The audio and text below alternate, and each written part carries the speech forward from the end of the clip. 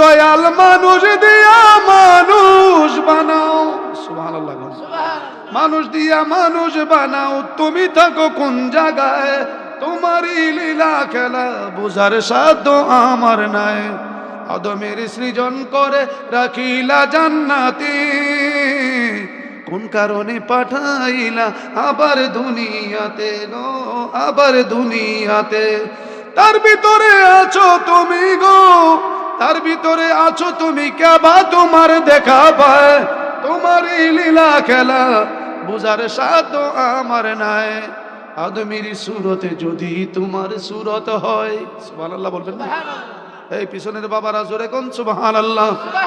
আদমের সুরতে যদি তোমার সুরত হয়, তুমি বাঁচাও তুমি মারো, আমার কিসের ভয় গো, আমার কিসের ভয়?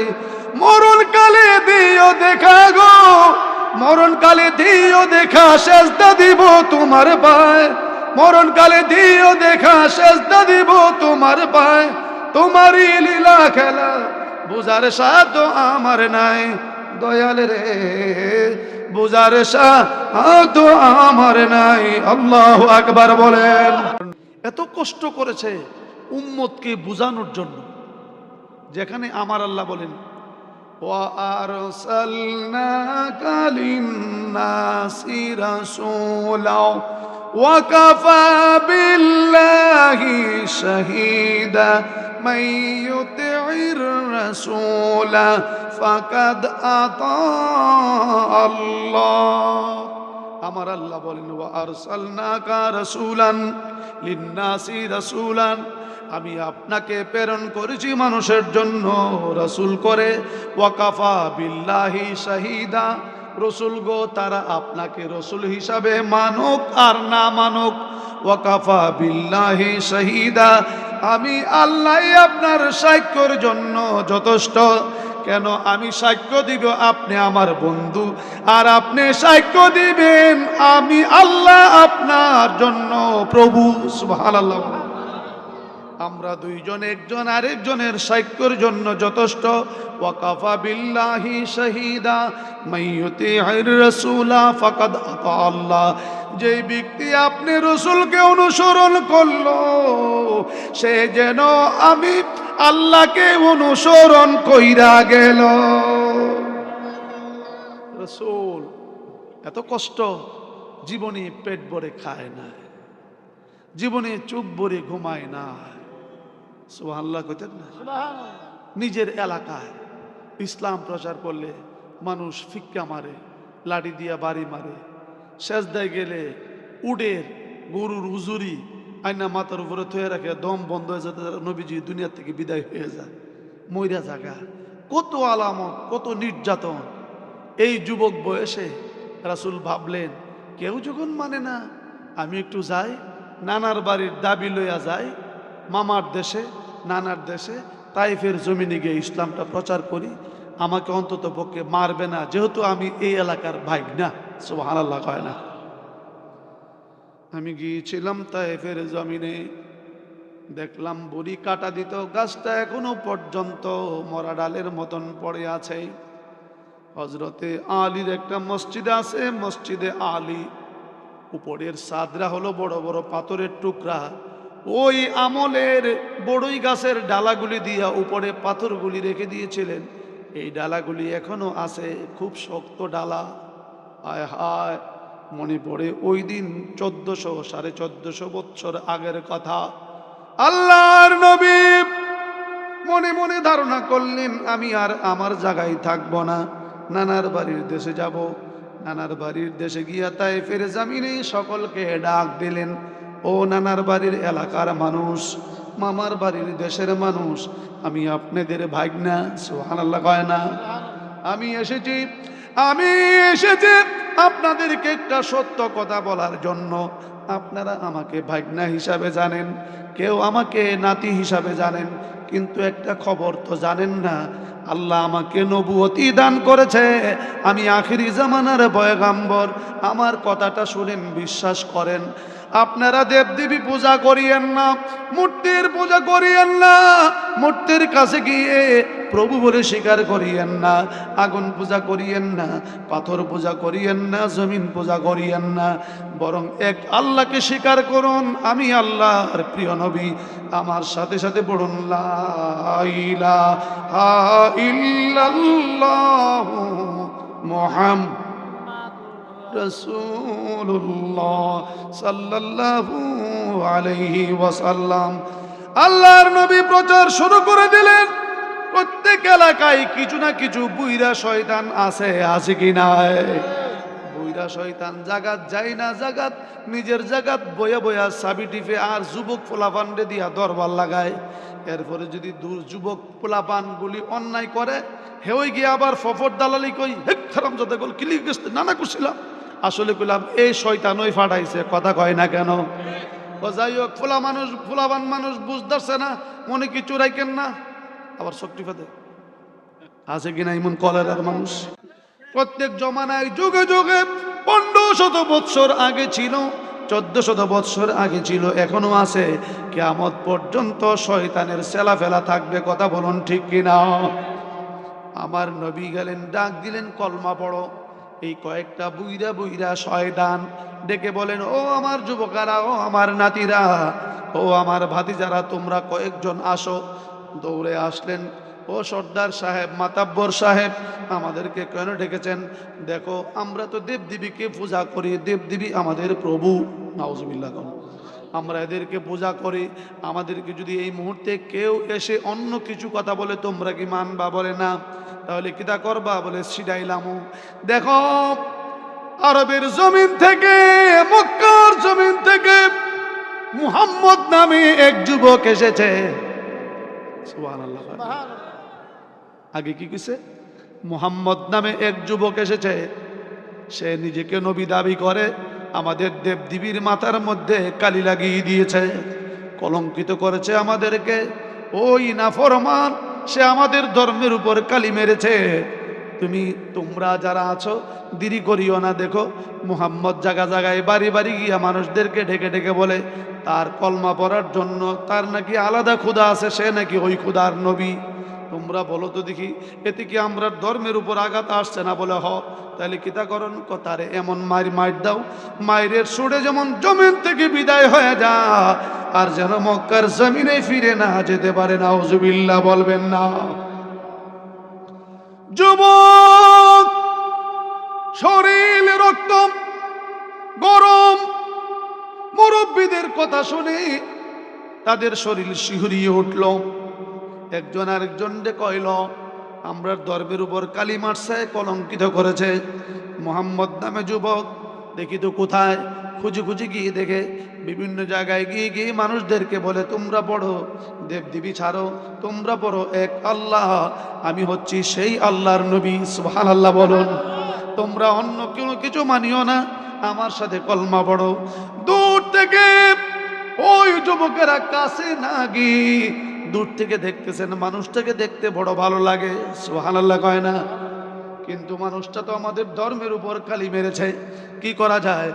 তায়েফের মাটি বড় শক্ত মাটি, এমনি ভাবে আঘাত করতে লাগলেন। তায়েফের মাটি দ্বারা পাথর দিয়া নবীজির উপরে আঘাত করতেছিলেন। নবীজির সাথে ছিলেন যায়েদ ইবনে হারেসা, সুবহানাল্লাহ কয় না? নবীজির পালক পুত্র যায়েদ ইবনে হারেসা নবীজির সাথেই ছিলেন। আমার নবীজির উপরে আঘাত মারতে শুরু করে দিলেন।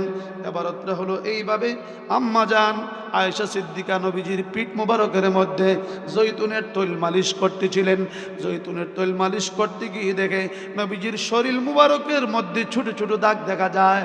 নুরানি বদন মুবারক নুরি ঝলমল ঝলমল করে, এই বদনের মাঝখান থেকে ছোট ছোট ছোট ছোট দিলার মতন দাগ দেখা যায়।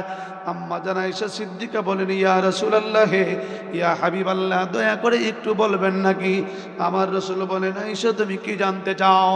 আমার রাসূল বলেন, আয়েশা তুমি জবান খুলে বলো, তুমি কি জানতে চাও?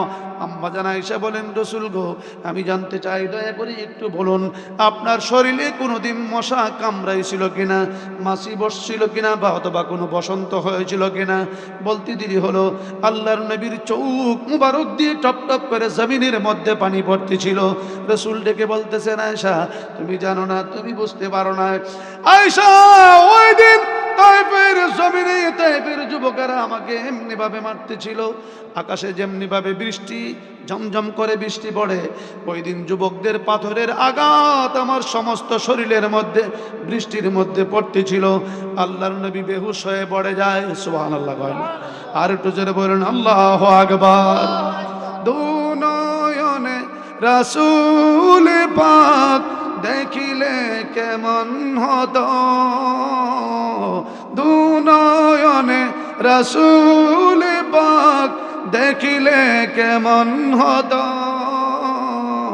জন্ম আমার নবীর যুগী হলে কেমন হতো, জন্ম আমার নবীর যুগে হলে। এখন যদি কেউ প্রশ্ন করে জিহাদের ওয়াজ করলো, নবীজিকে এইভাবে মারলো, নবীজি কি জানে না? নবী যদি জানে গায়েবের খবর, তাহলে তায়েফের জমিনে যায় কেন? এই প্রশ্নটা কিন্তু অনেকে করে, কথা কয় না। নবীজি কি জানে না? তো নবী যদি জানে তায়েফের জমিনে গিয়ে মাইর খাইলো কেন? আমি বলবো যিনি এই প্রশ্ন করেছেন উনি জাহেল, উনি মূর্খ, উনি কিছুই জানে না। আমি ধরে নিলাম কিছুক্ষণের জন্য তর্কের খাতিরে আমি ধরে নিলাম নবী যদি জানে না তো আল্লাহ তো জানে। আল্লাহ যদি জানে তাহলে আল্লাহ তার বন্ধুকে কেন পাঠাইলো? কারণ কেন?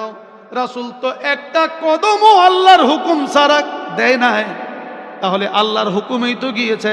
আল্লাহ যদি জানে বন্ধু ওখানে গেলে মার খাবে, তাহলে আল্লাহ কেন পাঠাইলো? আল্লাহ কি জানে না? আপনারা যদি জানেন আমাকে যারা ভালোবাসেন ওখানে গেলে মার দিব, তাহলে আপনাকে আমাকে যাইতে দিবেন বা বলবেন যে আপনি ওখানে যান? বরং জানা থাকলে আরো ফিরাইবেন। তো আল্লাহ কেন অর্ডার দিলেন তায়েফের জমিনে গিয়ে প্রচার করুন? সুবহানাল্লাহ কয়। নবী জানে না? ভাই সাহেবরা একটু পড়াশোনা করেন, পড়াশোনা করেন। কোন দিন থেকে জানে? কোন দিন থেকে জানে? দলিল কুনতু নূরান বাইনা ইয়াদা রাব্বি ক্বাবলা খালকি আদামা বি আরবাতি আশারা আলফি আমিন। I sent as light to my Lord 14,000 years before the creator of Adam. আদম নবীকে সৃষ্টি করার 14,000 বছর পূর্বে থেকেই আল্লাহর নবীকে আমার আল্লাহ স্পেশাল ভাবে ক্ষমতা দিয়ে তার কাছে মওজুদ করে রেখে দিয়েছিলেন। জোরে বলেন আল্লাহু আকবার। আর জোরে কোন আল্লাহু আকবার। মানুষ যেহেতু কম, কি বলেন, দূরে দূরে বাড়ি ঘর, এটা তো ওই ফেটুয়া জুরির মতন না যে ঘরের লাগা ঘর, ঘরের লাগা ঘর, দূরে দূরে বাড়ি ঘর। এতগুলি মানুষও অনেক দূর থেকে এসেছেন। তো আপনারা যদি আপনাদের প্রেমের মিটারটা একটু বাড়াই দেন তাহলে আল্লাহ খুশি হবে না? বলুন আল্লাহু আকবার। পিছনে আর আল্লাহু আকবার কয় নাই, বলুন আল্লাহু আকবার। বলুন ইয়া রাসূলুল্লাহ। একটু দূরে সরে বলুন আল্লাহুম্মা। চাপে বসেন, আরো সামনে আসেন। সাইয়্যিদিনা মাওলানা এই বাবারা সামনে আসেন না। ওয়ালা আলি দিনা মা। জুরে জুরে পড়ুন আল্লাহুম্মা সাল্লি মাওলানা মুহাম্মদ ওয়ালা আলি মাওলানা। যার শরীরের ঘাম মুবারক মেশক হইতে মোজাদার, সাহাবীরা আতরূপে করতেন তাহা ব্যবহার। আল্লাহুম্মা সাইয়্যিদিনা মাওলানা মুহাম্মদ ওয়া আলা আলি মাওলানা। আমার রাসূল তায়েফের জমিনে বেহুশ হয়ে পড়ে গেলেন। আমার আল্লাহর দরবারে খবর আছে কি নাই? আমার নবীজি বেহুশ, সমস্ত জামা মুবারক ফেটে ছন্ন বিচন্ন হয়ে শরীর মুবারক থেকে রক্ত মুবারক পড়তেছিলেন। এখন বলবে নবী যদি নূর হয় তে নূর বাহির হলো কেন না? কেন নূর এনে বাহির হবে, রক্ত কেন বাহির হলো? আম্মক তুমি জানো না নূরের তাকসিম, নূরের প্রকারভেদ? এলেমটাকেও নূর বলা হয়েছে, বিদ্যাটাকেও নূর বলা হয়েছে। আল ইলমু নূরুন, বিদ্যা একটা আলো। সুবহানাল্লাহ কয় না? ওয়া কুফরুন জুলমাতুন, কুফরটা হলো অন্ধকার। এই অন্ধকার, কুফর তো কালো দেখা যায় না, অজ্ঞতাটাকেই অন্ধকার বলা হয়েছে। নবীজির নূর, পা থেকে মাথা মুবারক, অল বডি নূরুন আলা নূর। এই জন্য উইলিয়াম হান্টার, ডব্লিউ হান্টার, ব্রিটেনের একটা সম্বর্ধনা ভাষণের মধ্যে তাকে জিজ্ঞেস করা হয়, তুমি 100 জন মনীষীর জীবনী লিখতে গিয়ে ফার্স্টে কেন হযরত মুহাম্মদের নামটাকে তুলে ধরেছেন? সে জবাব দেয়, ইট ইজ জাস্ট নাও হযরত মুহাম্মদ সাল্লাল্লাহু আলাইহি সাল্লাম is splendor has come from Allah at first. হযরত মুহাম্মদ সাল্লাল্লাহু আলাইহি সাল্লাম has been made by Allah with light. কোরআনের আয়াত মৌলভী সাহেবরা ভালো করে পড়ুন, দেখবেন তো কোনো সমস্যা থাকবে না। আমার আল্লাহ বলেন, আদ জাআকুম মিনাল্লাহি নূর। নূর দ্বারা প্রত্যেকটা 18টা তাফসীরের মধ্যে লিখেছেন হুয়া মুহাম্মাদুর রাসূলুল্লাহ সাল্লাল্লাহু আলাইহি ওয়াসাল্লাম। জোরে বলেন সুবহানাল্লাহ। এই আল্লাহ আমার নবীজির শরীর মুবারক থেকে যখন রক্ত বের হইতেছিল, তখন মালিক বিন সিনান নবীজির রক্ত মুবারক রসুলে পাকের উহুদের ময়দানে রক্ত মুবারক যখন কপাল মুবারক থেকে ফিনকি দিয়ে উপরে বের হয়ে গেল, পুরা মুখটা ভরে গেল। মালিক বিন সিনানের সাহাবায়ে কেরাম জিজ্ঞেস করেন, ও মালিক বিন সিনান, রক্ত তো মানুষের জন্য হারাম, তোমার মুখের ভিতরে রক্ত প্রবেশ করেছে, তুমি ফালাই দাও বাইরে গিয়ে। মালিক বিন সিনান বলেন, আমাকে বুঝাইও না, ফতোয়া দিও না, আমি এমন একজনের রক্ত আমার মুখের ভিতরে ঢুকেছে, আমি রক্তের কোনো অনুভব পাই না। আমি ভাবছি আমার মুখের ভিতরে সুঘ্রাণ জাতীয় কোনো খাবার, মেশক আম্বরের চেয়েও সুঘ্রাণ আমার মুখের ভিতরে প্রবেশ করেছে। জোরে বলেন আল্লাহু আকবার। আমার রাসূল বলেন, সাহাবী তুমি কি করেছো? সাহাবী বলেন, ইয়া রাসূলুল্লাহ, আমি আপনার রক্ত মুবারক পেটের ভিতরে রেখে দিয়েছি। আমার রাসূল বলেন, দলিল ফাআহজারতা নাফসাকা মিনান নার, যেই পেটের ভিতরে আমার রক্ত প্রবেশ করেছে ওই বডির মধ্যে জাহান্নামের আগুন হারাম। বলুন না আল্লাহু আকবার। আরে আশেকের দল, খুব মনোযোগ, খুব মনোযোগ, কবির মনোযোগ। এবার আমার নবীজির রক্ত মুবারক শরীর মুবারকের সাথে চট লেগে গেছে, আল্লাহর নবী বেহুশ। আমার আল্লাহ ডেকে বলেন, জিব্রাইল যাও, আমার বন্ধুর সমস্ত শরীর রক্ত মুবারক জর্জর হয়ে আছে, জামা মুবারক ভিজে চট লেগে গেছে, আমি আল্লাহর আর সহ্য হচ্ছে না। আমি এতক্ষণ শুধু তাদের বাহাদুরি তামসাটা দেখতেছিলাম, শুধু আমার বন্ধুর অনুমতিটা চাও। সুবহানাল্লাহ। আল্লাহ কি ডাইরেক্ট অ্যাকশন নিতে পারে না? কিন্তু কেন অনুমতি চায়? যদিও আল্লাহ রব্বুল আলামিন, যতটুকু পর্যন্ত আল্লাহর রুবুবিয়ত রব, ততটুকু সীমানার ভিতরে আমার নবী রহমত। সুতরাং কিছু করতে গেলে রহমতের পারমিশনের প্রয়োজন হয়। কেন? আল্লাহর সৃষ্টির ভিতরে রহমতের আবরণ দিয়ে ঢাকা দিয়ে রেখেছেন। সৃষ্টি আল্লাহর, রহমত নবীজির। সুবহানাল্লাহ বলুন। বন্ধুকে বলুন, বন্ধু কি নিতে চায়, প্রতিশোধ যদি নিতে চায় অ্যাকশন শুরু করে দিবেন। আল্লাহ কি অ্যাকশন? আমার আল্লাহ বলেন, বন্ধুকে গিয়ে বলুন বন্ধু কি অ্যাকশন নিতে চায় কিনা। বন্ধু আমার যদি প্রতিশোধ নিতে চায়, আমার বন্ধুর কাছে গিয়ে সালাম দিবেন, দিয়ে বলবেন, আল্লাহ আমাকে পাঠাইছে, আপনি শুধু চোখ দিয়ে ইশারা দেন, আপনি শুধু রাজি হয়ে যান। তায়েফের দুপাশে 2টা পাহাড় আছে, জিব্রাইল রে, আমার বন্ধু যদি রাজি হয়, 2টা পাহাড়কে একত্রিত করে তায়েফকে মধ্যে ফালায়া তায়েফবাসীকে ফিনিশ করে দিবে। জোরে বলেন সুবহানাল্লাহ। অন্য বর্ণনায় আছে, আমার আল্লাহ বলেন, আমার বন্ধু যদি রাজি হয়, তায়েফের জমিনটাকে উল্টায়া দিও। সুবহানাল্লাহ। জিব্রাইল নবীজির খেদমতে হাজির। আসসালাতু ওয়াসসালামু আলাইকা ইয়া রাসূলুল্লাহ। আসসালাতু ওয়াসসালামু আলাইকা ইয়া হাবিবাল্লাহ। নবী গো মায়ার নবী, আল্লাহ আমারে পাঠাইছে, তুমি কে? আমি জিব্রাইল। কেন এসেছ? আল্লাহর সহ্য হয় না, আপনি নবী বলুন।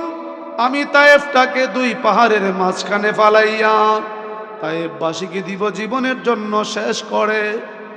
আমার রসুল বলেন, জিব্রাইল থামো, প্রতিশোধ নেওয়া লাগবে না। এই তায়েফের লোকেরা আমি নবীরে চিনে না। তায়েফের মানুষ আমি নবীকে চিনে নাই, আমি যে আল্লাহর পয়গম্বর তারা জানে নাই। যদি তারা জানতো তারা কখনো আমি নবীকে এইভাবে মারতো না। ও জিব্রাইল, আমি যদি তাদের জন্য বদদুয়া দেই, আল্লাহ যদি ফিনিশ করে দেয়, আমি কার কাছে গিয়ে আমার কলমার দাওয়াত পৌঁছাবো? সুবহানাল্লাহ কয় না? দেখছেন রহমতের ভান্ডার। আর আমাদের দেশের মানুষ একথা বলে কেউ তোমাদের মায়ের লেছে বেটা গুলে গুলো যত কান ফাঁস আউলিয়া বাজার যার যেমন ফাঁস খতম করে বাইতাইস, এর আগে গুলো মাইস্টাইস না, কথা কয়। আমার রসুল বলেন না, জিব্রাইল আল্লাহকে বলো প্রতিশোধ লাগবে না, বরং দোয়া করো, আমি দোয়া করি, আমার সাথে মুনাজাত করো। সুবহানাল্লাহ। হাত তুলে মুনাজাত, জিব্রাইল তুমি আমার সাথে দোয়া করো, আল্লাহ ও খুদা তায়েফবাসীকে হেদায়েত করে দাও। তারা বুঝে না, যদি বুঝতো আমাকে মারতো না। যুবকেরা একজন আরেকজনকে কয়, কিরে এত মার মারলাম, লোকটা দি কি জানি দোয়া করে মনে হয়, লসেন কাছে যাই। 10-12টা ছেলে কাছে আসলেন, এসে শুনতেছে আল্লাহ তারা বুঝে নাই, যদি বুঝতো মারতো না। তাদেরকে তুমি গজব দিও না, হেদায়েত করে দাও। একজন আরেকজন রে কয়, জীবনে কত মানুষ দেখলাম, এমন সোনার মানুষ তো জীবনে দেখি নাই। জীবনে কত মানুষ দেখলাম, এমন নূরের মানুষ দেখি নাই রে। এমন মারার বড়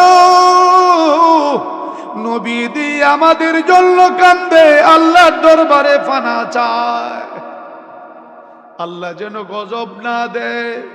জীবনে কত মানুষ দেখেছি, এটা কোন মানুষ?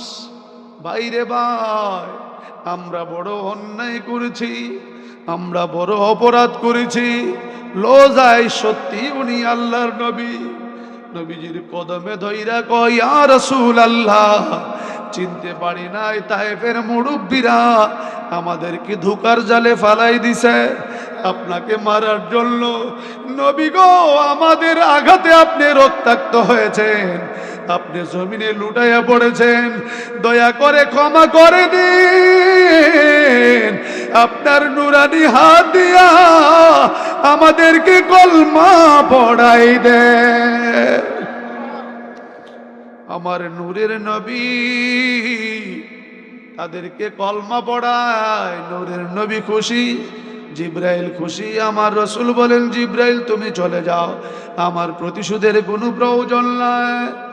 আমার নবীজি যায়েদ ইবনে হারেসাকে বলেন, ও যায়েদ ইবনে হারেসা, একটা কাজ করো, বলো কি, তোমার জামাটা সিরাম, আমার শরীর থেকে রক্তগুলি মুছতে শুরু করো। ইয়া রাসূলুল্লাহ, কেন? একটা ফোঁটা রক্ত যদি তায়েফের জমিনে পড়ে যায়, কিয়ামত পর্যন্ত এই জমিনে ফসল হবে না। যুবকেরা কয়, হে তোমার মাল্লা, জমিনে ফসল হবে না, এই জন্য রক্ত পড়তে দেই না, নবীজির কদম ছাড়ে না। আমার নবী বলেন, আমি তোমাদের জন্য দোয়া করলাম এই জমিনে যেন আমার আল্লাহ ফসল বাড়ায়া দেয়। আর ফসল এখনো সারা আরব জাহানের মধ্যে তায়েফে সবচেয়ে বেশি ফসল ফলায়। আমার নূরের নবীজি ডেকে বলেন, যায়েদ ইবনে হারেসা আমারে ধর। নবীজিকে ধরলেন, আমার রসুল একটা কদম দেয়, খুচুট খেয়ে পড়ে যায়, একটা কদম দেয়, খুচুট খেয়ে পড়ে যায়, জুতা মুবারকের সাথে রক্ত মুবারক চোট লেগে যায়। আস্তে আস্তে আস্তে বহু দূরে গিয়া একটা পাহাড়, ওই পাহাড়ে ছিল কিছু আপেলের বাগান। আপেলের বাগানের মধ্যে আমার নবীজি ওইখানে গিয়ে বসলেন। বৈশা বলেন, যায়েদ ইবনে হারেসা তুমি বসো, তোমার রাতের মধ্যে আমি মাথা রেখে আমি একটু বিশ্রাম করি। এরই মধ্যে ছোট্ট একটা টুরি দিয়া কতগুলি ফল নিয়া একটা বুড়া মানুষ নবীজির দরবারে হাজির হয়ে যায়। ইয়া রাসূলুল্লাহ, ভরে কি আপনি নবী অসুস্থ, কিছু ফল নিয়ে এসেছি, আপনি বক্ষণ করুন। আমার রাসূল বলেন, তুমি তো ইহুদি। ইয়া রাসূলুল্লাহ, আমি ইহুদি, তবে জানেননি কি আমি আজকের দিনের মানুষ না গো নবী, আমি বহুত পুরানা মানুষ, কোল পুরানা মানুষ নবী গো। আমি এমন এক পুরানা মানুষ, আমি হচ্ছি মূসা নবীর আমলের মানুষ। বহু লম্বা কাহিনী, মূসা নবীর জামানার মানুষ। ইয়া রাসূলুল্লাহ, আমি মূসা নবীর জামানার মানুষ। আপনি নবী আসবেন তায়েফের জমিনে, তায়েফবাসী আপনাকে মারবে, আপনি লাঞ্ছিত হবেন, অসুস্থ হয়ে তায়েফের বাগানে রেস্ট করবেন। আমি এটা তাওরাত কিতাবের মধ্যে দেখেছিলাম।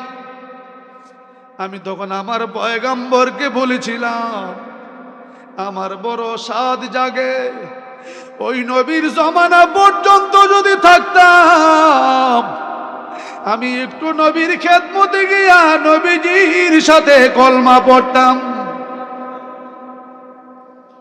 আমি আমার নবীকে বললাম, নবী আমার জন্য একটু দোয়া করুন, আল্লাহ যেন লম্বা হায়াত বাড়ায়া দেয়।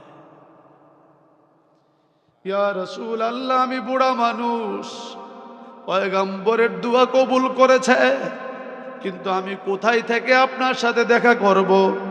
বাগানে এসে আপনি রেস্ট নিবেন, একটু অবসর হবেন, বিশ্রাম নিবেন, এই খবরটা জান না।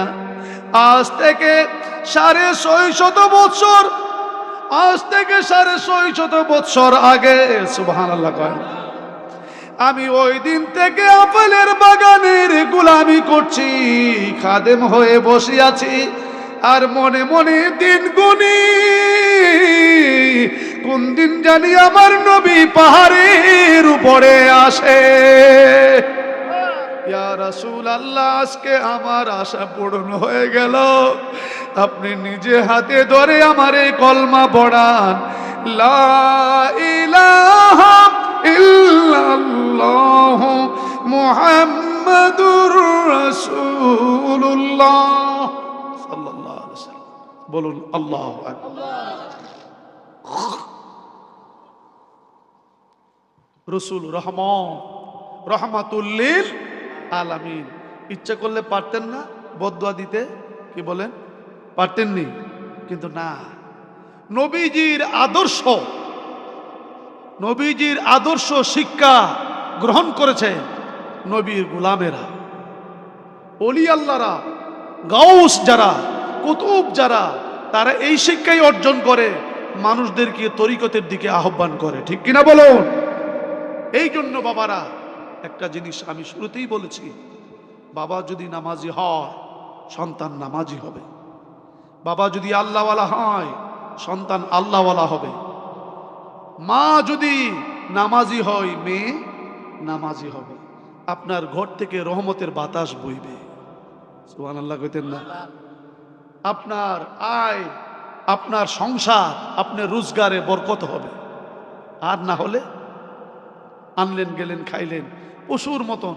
একটা পশুর দাম আছে, চামড়াটা বিক্রি হয়, কিন্তু মানুষ যদি মানুষের মতন না মরে, মানুষের মতন না হয়, তাহলে পশুর চাইতো আরো নিকৃষ্ট।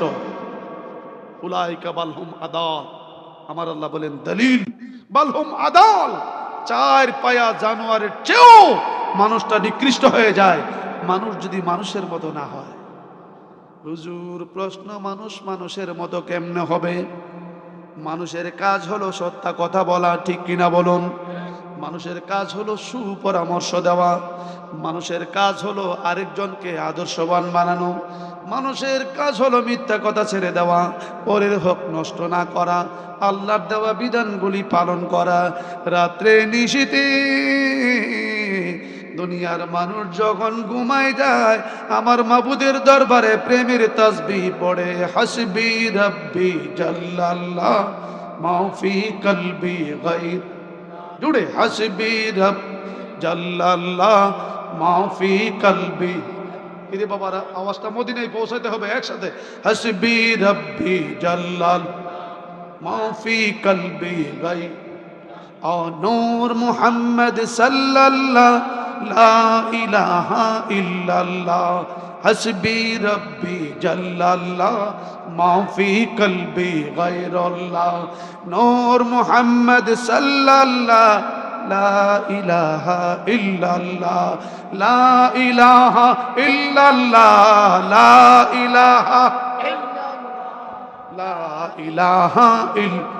আসমান বলে এক আল্লাহ, জমিন বলে এক আল্লাহ, বলুন আসমান এক আল্লাহ, জমিন বলে এক আল্লাহ, কলম বলে এক আল্লাহ, লা ইলাহা ইল্লাল্লাহ, লা ইলাহা ইল্লাল্লাহ, লা ইলাহা ইল্লাল্লাহ, লা ইলাহা ইল্লাল্লাহ, লা ইলাহা ইল্লাল্লাহ, লা ইলাহা ইল্লাল্লাহ, লা ইলাহা ইল্লাল্লাহ মুহাম্মাদুর রাসূলুল্লাহ সাল্লাল্লাহু আলাইহি ওয়াসাল্লাম। বড় করে বলুন আল্লাহু আকবার।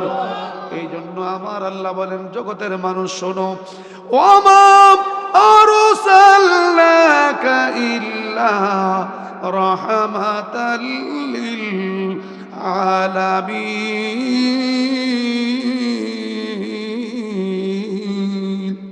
আমার আল্লাহ বলেন, জগতের মানুষ, আমার সালনাকা, তোমরা জেনে রাখো আমি আমার বন্ধুকে প্রেরণ করি নাই, কিন্তু বাট করেছি ইল্লা রাহমাতাল লিল আলামিন, রহমত শরৎ সমস্ত জগতের রহমত করে।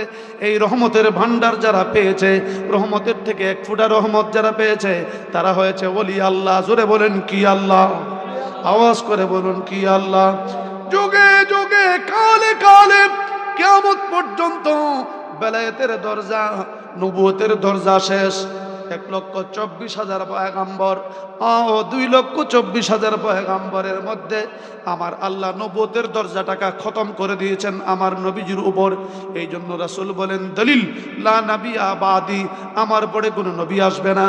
আনা খাতামান নবীন, আমি হলাম শেষ নবী, আমি শেষ।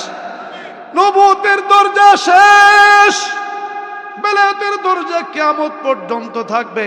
বুজুর্গ, বেলায়েত কি? বেলায়েত হচ্ছে নবুয়তের ছায়া। সুবহানাল্লাহ কয় না? নবুয়ত যদি বৌড়ি হয়, বেলায়েত হচ্ছে বৌড়ির ছায়া।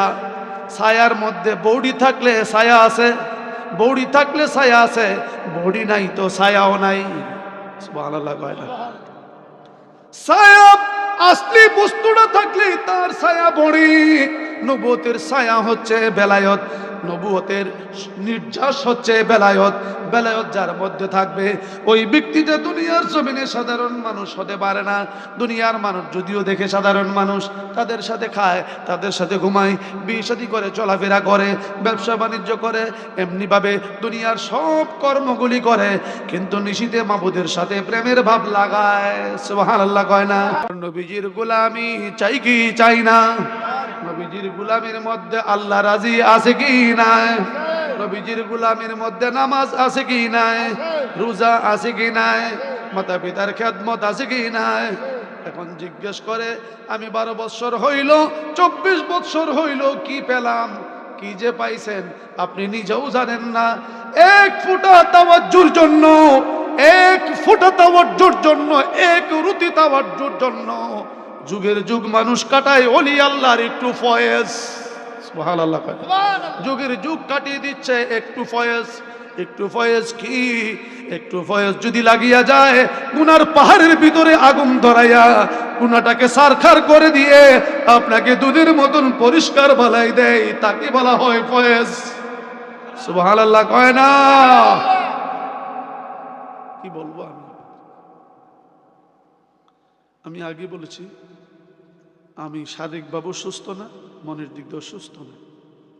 সেই জন্য আপনাদেরকে নিয়ে লম্বা কথা বলবো না। জানি আমি ঘন্টার পর ঘন্টা বললে কথা বলে আপনারা শুনবেন, কিন্তু আমরা লম্বা কথা বাড়াতে চাই না। একটাই চাই, যেখানে আল্লাহ রাসূল আছে সেখানে আমরা আছি।